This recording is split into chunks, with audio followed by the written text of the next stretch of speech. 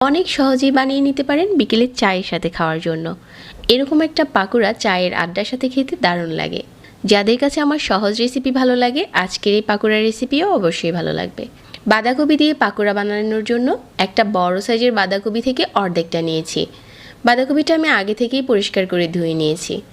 তারপর কুচি করে নিচ্ছি। যতটা সম্ভব মিহি করে কুচি করে নিতে হবে, তাহলে পাকোড়াগুলো মুচমুচে হবে। কুচি করে নেওয়ার পর একটা বড় বাটিতে নিয়ে নিচ্ছি। তারপর এখানে পরিমাণ মতো লবণ দিয়ে হাত দিয়ে কষলে নিচ্ছি, তাহলে বাঁধাকপির মাঝে যে পানিটা থাকে ওইটা সাইড হয়ে যাবে। তারপর চেপে চেপে আরেকটা বড় সাইজের বাটিতে নিয়ে নিব। পানিটা যতটা সম্ভব ভালো করে চেপে ফেলে দিতে হবে। কুচি করা বাঁধাকপিগুলো চেপে পানিটা ফেলে একটা বড় বাটিতে নিয়ে নেওয়ার পর এখানে দিয়ে দিচ্ছি 4টার মতো পেঁয়াজ কুচি, আর 1/3 কাপ দিয়ে দিচ্ছি বেসন, 1/4 কাপ দিয়ে দিচ্ছি চালের গুঁড়া, একটা ডিম দিয়ে দিচ্ছি, আর এখানে হাফ চা চামচ করে দিয়ে দিচ্ছি